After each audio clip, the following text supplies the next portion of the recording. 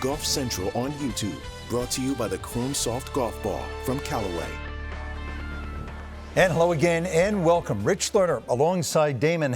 After years of examination, deliberation, and consultation, the USGA and R&A announced today that they are rolling back the golf ball, not just for elite professionals, but the entire game.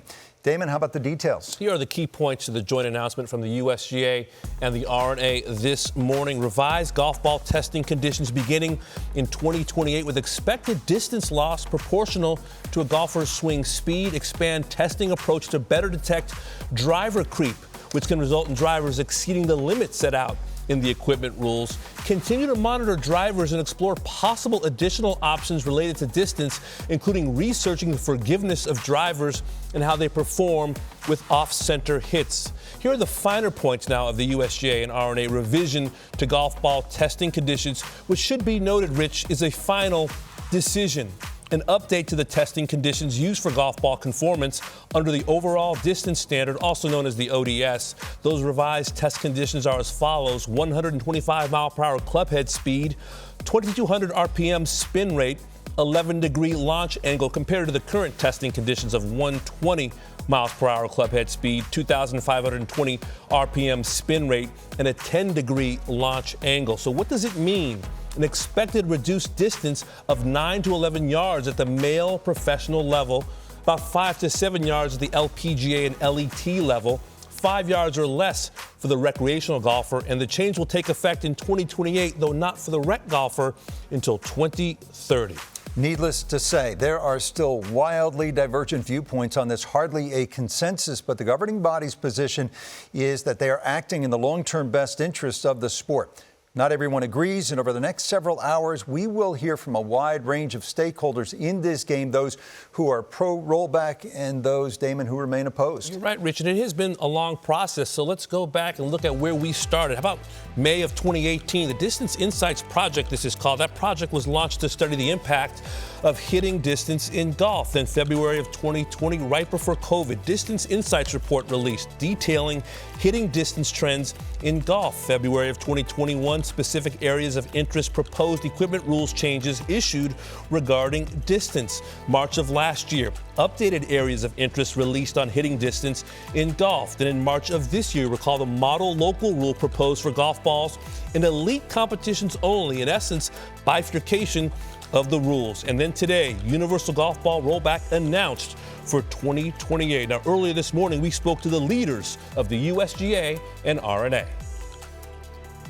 And pleased to be joined now by Martin Slumbers, the CEO of the R&A, and Mike Whan, CEO of the USGA. Gentlemen, thanks for being with us. Martin, I'll start with you.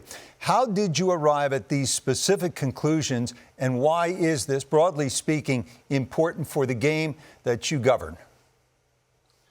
So good morning to you all. So this project has been underway for over 5 years now, and we published our Distance Insights report just before the COVID pandemic. But at that time, it was very clear in our minds that we needed to find a solution to update and change the rules around the ball.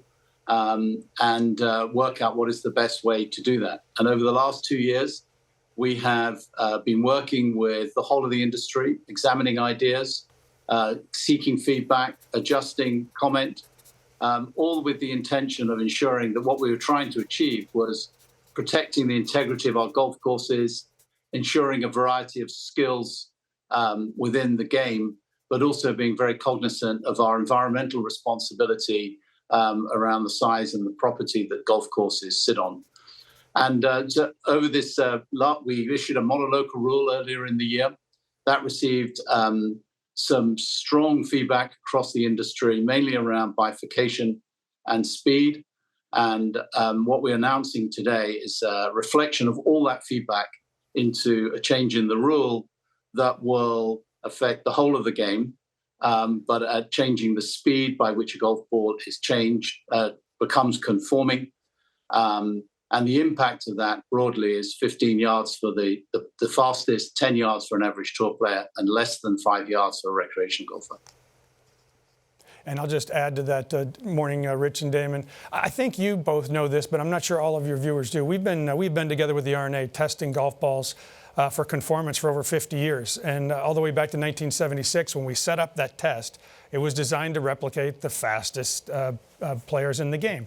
We've updated that test numerous times, 1980, 2002, 2004, but it's been 20 years since we've updated that test. And there is virtually no denying, although some will try, there is no denying what's happened to distance in the last 20 years, and quite frankly, 20 before that. In 2000, the longest players on the tour, which is the most robust data, were 20 yards longer than they were in 1980. And when you jump from 2000 to 2023, it's another 20 yards longer. So an average of about a yard a year, and that's been kind of the pace. So when we look back at our test, we realized that we were testing ball speeds of 176 miles an hour. When you take the top 25 players on tour this year, 2023, and you take their ball speed over the course of a whole season, they average 183 miles an hour. So our test was built at 176, which back in 2002 and 2004 was believed to be kind of the criteria for longest players in the game. So in this change that we've recommended and we're moving forward with in 2028, we'll be ball testing at 183, 125 mile an hour clubhead speed, which in this case will generate 183. So that will more align. Now, neither Martin and I believe in 2028 that the fastest players in the game will be at 183. They'll probably be faster, and that's okay. This is based on what we know today, and we think it'll still be relevant and certainly be a lot more relevant than the 176 we've tested at. As Martin said, it's been a long process, almost 6 years now.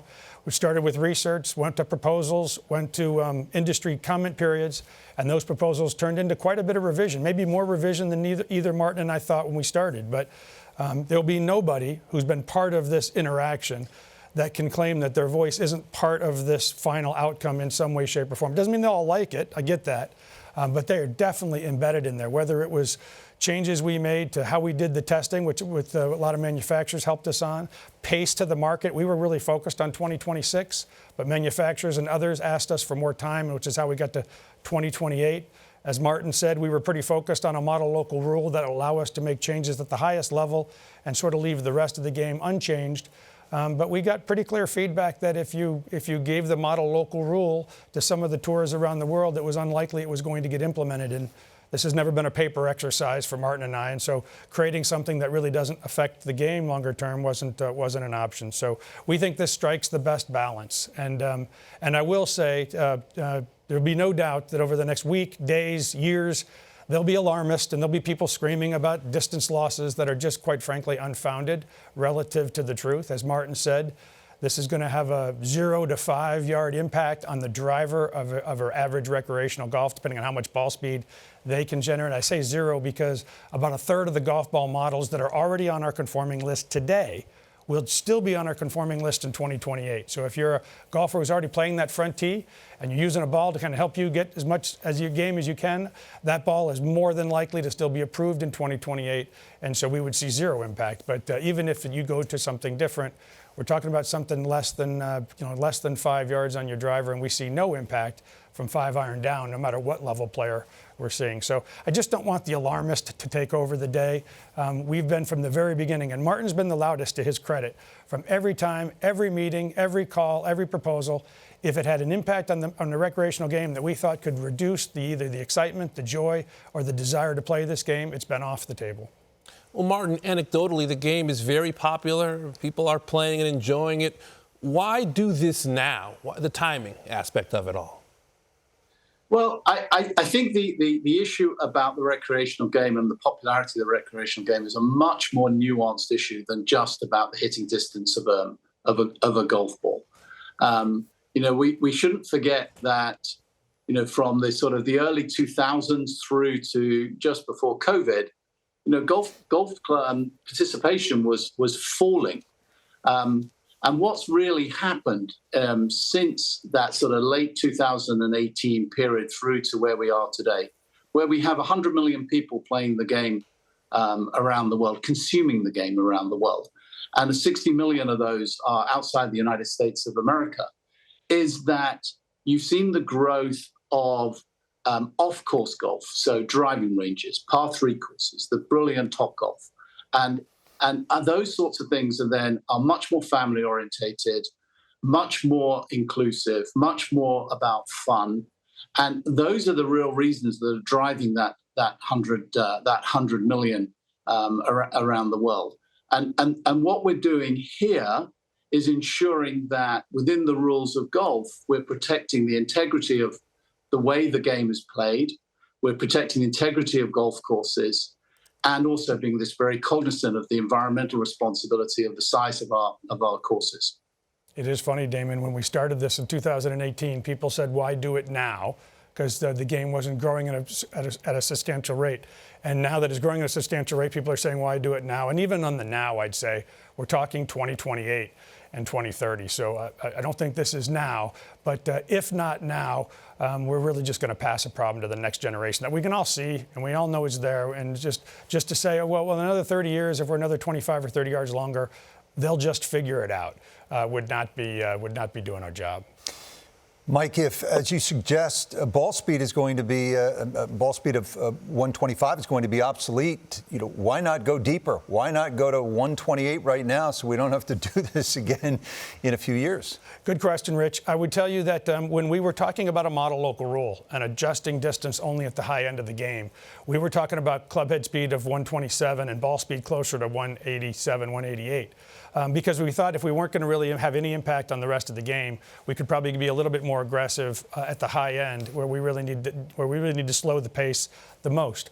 Once we realized that a model local rule would not be implemented across the board at where we actually needed it, we really needed to we could really only assess across the board changes. Once you start talking about across the board changes, the first thing on your list of priorities has to be don't mess with the success and the enjoyment of the game. And so we really felt like 5 yards or less was the max we could really talk about from a recreational game perspective. So we really felt like we had to make a change that we thought was meaningful enough to slow the pace over the long term, and at the same time not so significant that it would actually affect the enjoyment, the interest, and the play of the game. And we think we found that, like I said, this is a balance, but we had to find the right balance there. And so, and again, sometimes we can confuse you in speeds. When we say 125 club head speed to a tour player, they instantly take a 1.5 smash factor and go to a higher spin weight. We don't maximize the smash factor in our factories. And so I think when we talk ball speed, we're at 183 versus moving to 183 versus the 176. But you're right, in 2028, I'm quite certain the fastest players in the game will be generating ball speeds north of 183. That's probably as predictable as anything. Gentlemen, you expected to hear responses from around the game of golf over the coming days and weeks. We do have some word from the PGA Tour responding to this news today. Throughout the process, we have provided feedback to the USGA and the R&A and are pleased to see a number of our recommendations reflected in this most recent announcement. However, we believe the proposed increase in test club head speed to 125 is disproportional to the rate of increase we see when analyzing PGA Tour radar data. In conjunction with guidance from the Player Advisory Council, Player Directors and Policy Board, we will continue to share our feedback with the USGA and the R&A. Martin, is this over then, the comment period over, or will you perhaps listen to what the PGA Tour or others around the world have to say? Let me put that slightly differently. We have, over the last 5 years, but specifically over the last 2 years when we've been putting proposals on the table, we have gone out of our way between Mike and I and all our teams to listen, to appreciate perspective, and to reflect that perspective where we felt that was proportionate to what we were trying to achieve. And there is no doubt, I think this proposal, I've had said to me that in all the changes in equipment rules and rules of golf, there has never been a better consultation process. Now, inevitably in governance, and Mike uses a phrase, and it's a great phrase, governance is hard. And when you do that, you inevitably cannot accommodate everybody's view. But I think the current decision, and to your point, this is a decision that's being announced today, which will be effective in 2028, so another 4.5 years, reflects the combination of all the feedback we've received right across the industry, as well as our desire to ensure that we create a meaningful change at the top end, and not and balance that with a not too meaningful change at the recreational golf. So inevitably, this is a balance, and inevitably, half the people will think we've not done enough, and half the people will think we've done too much. But I think the USGA and the R&A have listened. We have dealt with our responsibilities in regards to this, and we're totally focused on the future of golf and the long-term health of our sport. Sounds like the decision's final. I want to come to you, Mike. It seems to be a disconnect between your data and the data from the manufacturers and the PGA Tour. How do you account for that? Yeah, on the comment you just read, Damon, thank you, Rich. I think that's probably going to be similar to a lot of statements, although I don't exactly know how statements will come out. But they'll see and they'll reflect that it's been an open process and they've seen some of their own input in it. And at the same time, it's not the exact output they wanted. And when I say they, fill in the they, because everybody had a slightly different point of view. In the case of the PGA Tour, I think they've really asked us to consider a smaller impact and look at it more often. And I understand that from the viewpoint of just the tour, maybe just adjust our players less, and then if you have to do it more often, which makes sense. But when we're talking about across-the-board change, we simply can't really implement that from a manufacturer. We can't ask manufacturers to adjust their line and then come back again in 5 years and ask them to relook at their line or whatever period. It's pretty disruptive to the whole game. And so I respect the comment. We've talked about it before, but smaller changes more often are difficult and really disruptive to the overall game when we're talking about across-the-board changes. When it comes to data and final decisions, everybody's known how we've walked through this. We've heard all the different points of view. I think the good news is at the end of this, generally, I'd say if I think about 15 different stakeholders that have chimed in at the end, 12, 13, 14 of them said, hey, I think you're going to make a decision. If you make a decision, would you think about this as opposed to fighting whether or not a change is really required for the game longer term? I think there might be a few still arguing that, but generally speaking, no matter what data you look at or how you look at it, you do have to worry about 40 years from now in a different way than you worry about 40 days or 40 weeks from now. And that's really Martin and my job. We don't have ball contracts. I don't have a club deal. I don't have members with a retirement account I'm trying to address. We are put in these positions so that we can govern without bias, look at the game long term, and do what we think could really be great for the game, knowing that everybody else has to look through a different lens when it comes to change. And as Martin said, I use the term a lot, governance is hard. Tonight we'll both go open up our computers and we'll have thousands of emails from people saying, I can't believe you did that. And we'll have the same number of emails from people saying, I can't believe that's all you did. And they'll both be written with the same level of passion. And they'll both be right. I understand that. But this is us about finding a great balance so that our kids and our kids' kids inherit a game that is at least as good as the game we inherited. The guy or gal, I'll put this to you, Martin, the guy or gal that shoots 92, and as well, those that can shoot 75, 76, faster club head speed on the amateur level, maybe competing for their club championships or state amateur titles, things like that. How will you explain to them that this is in their best interest to be losing, even if it's only 5 yards, but to be losing something in a game that's already really challenging? Well, I mean, change in any walk of life is always difficult. And when you take a change that we're proposing here, we are asking for all players to understand that what we have at the heart of this is the long-term perspective of the game. And, I am fundamentally of the view that if you look at the ball distance, the hitting distance with drivers over the last 20 years, it has inexorably gone up. I see no reason to believe it won't go up. If you look at it since 1980, it's gone up. Yes, there's been plateaus during periods of time, but those plateaus have always been followed by increases. And we have to be reflective of this whole issue around the environmental sustainability of our sport. You can't keep extending the properties that we build in golf courses on. You can't keep building new tees. And when I look at the amateur game, and I think people have got to put this in perspective, less than 5 yards.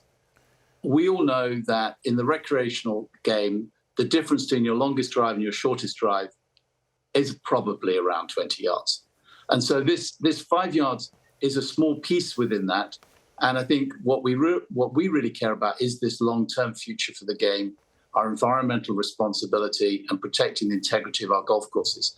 And I think that is what sits behind this proposal, and that's what I would talk to and have been talking to for so many meetings with so many people around this particular issue.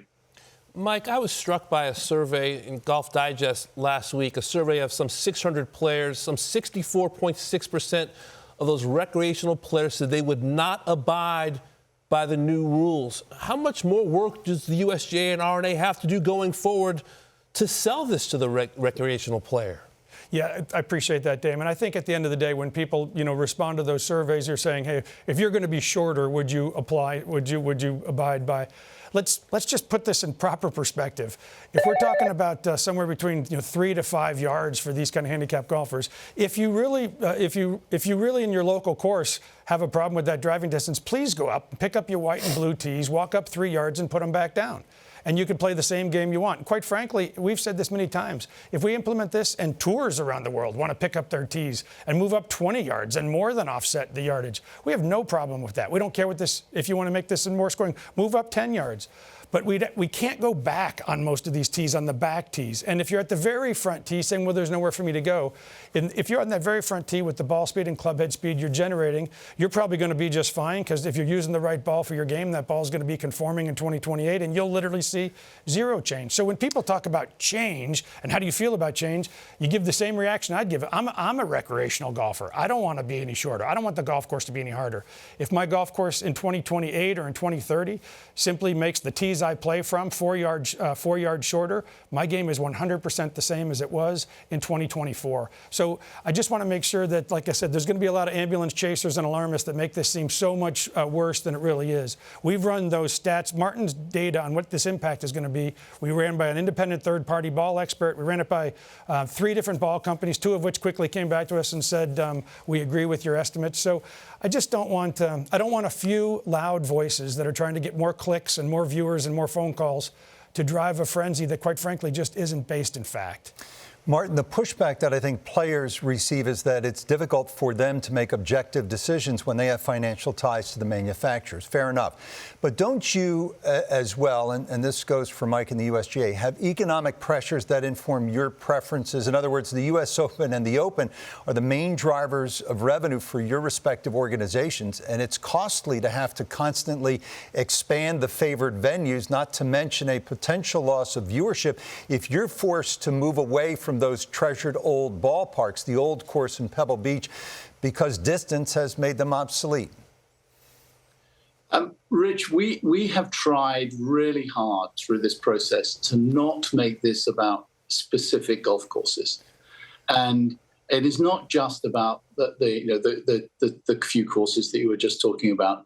If you look, golf at the elite level is played on thousands of golf courses around the world, and we're seeing this growth consistently. The correlation between hitting distance and golf course length is been going up around the world.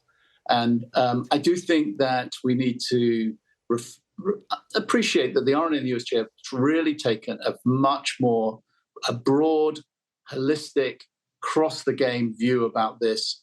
We've taken an awful lot of time. We've taken 5-6 years to do this, a topic that certainly was in my in tray when I joined the R&A, and I know was in Mike's. We've looked at it, all the different angles and the views on this. So this is not about one particular golf course or 2 particular courses. This is much more about the breadth of the game. Mike, can't imagine the number of conversations you've had over the past year plus or past years on this topic. Your conversation with companies and club manufacturers, ball manufacturers, potential costs being passed down to the consumer with the changes in R&D. Is that a concern going forward? Yeah, you're right, Damon. I feel strange sometimes in this seat. I think if you see my bio, I've been a manufacturer, I've been a commissioner, and now I'm at the USGA. So when I'm talking about these different stakeholders, I can't say that I know what it's like to sit in their seat today, but I feel like I've sat in some of these seats. And so there's a reason why I think you'll see in a lot of the feedback statements today that we listened, we made changes, some of their inputs in here, not all of their inputs in here, which, all of them would rather just us follow their plan. But But I understand the importance of taking that in. I find it strange sometimes that we will scream at the top of our lungs that this change might cost a ball manufacturer $10 million in R&D when there'll be 70 courses this year that'll spend more than that to kind of to redo their own golf courses and move bunkers back and add tees, et cetera. So distance causes cost, and it'll cause cost one way or the other. Back to Rich's point to Martin, I really feel the need to answer this because a lot of people have said to me, is this really about you guys wanting to bring certain courses back to the U.S. Open? I got to be honest with you, and I'm sure Martin would agree to this. We both have a folder of golf courses that we don't think we can play our highest amateur pro events at anymore for a lot of distance reasons or size of platform reasons. This change we're talking about, and Rich mentioned it earlier, is not significant enough for me to take courses out of that folder and back into the yes folder. It just isn't. And it's not going to stop us from slowly adding courses to that folder over the next 20 or 30 years. I had an argument with a player yesterday morning, and he said, no matter what change you make, we're just going to work with our launch monitors, our coaches, our strength training, and we're going to get that back. It may take us a while, but we're going to get back any distance loss that you try to take away. And I said, I completely agree. I agree that in the next 15 or 20 years, we're probably going to be right back to the same distance we are today. But that will be considered a huge success and a win for the game and for Martin and I, because the difference to that in doing nothing is 15, 20, or 25 years from now, we're another 20 or 25 yards longer and creating a problem we really can't fix in the short or longer term. So, yeah, we didn't do this to put a blanket on distance forever. If you're a long player, you're still going to be a long player. If you want to pursue distance as an advantage as a player, you're going to be able to do that and be longer than others. We're just trying to slow the pace of that growth. And I wish I could tell you that this choice brings back thousands of courses that we can no longer play these elite amateur or professional events at. It simply won't, and I'm sorry for those courses to hear that. And so I wish it was about that, but it really isn't. Martin, why the golf ball and not the driver? Well, there are three announcements that make up what we're saying today. We've been talking up to now about the golf ball. The other two are concerning the driver. And one is that we will be enhancing testing on drivers for what most people know as the spring-like effect, as a more technical name, but essentially it's the spring-like effect, to ensure that drivers stay within the rules for that after they've been hit multiple times. It's being called driver creep. The third thing, though, is we are talking about, we've had a lot of feedback, which both Mike and I agree, and I felt very strongly about for a long time, about the forgiveness of drivers, particularly in the hands of the elite player. We have not been able to identify a solution that would work in that regard at this point without causing unintended consequences and significant negatives. So the third part of our announcement is actually that we are still very interested in the forgiveness of drivers and want to work with the industry over the next period to identify what options are there to be able to, particularly in the hands of an elite player, make the driver more forgiving, less forgiving, and more importantly, the way to phrase that is reward the center hit, not for the off-center hit. But that is absolutely something we would not want to put into the recreational game, because that would generally make the game much harder. One thing we know is clearly a monumental day in a game that we all love. Martin, Slumbers, Mike Whan, thank you so much for your time today. Thank you, guys. Thank you both.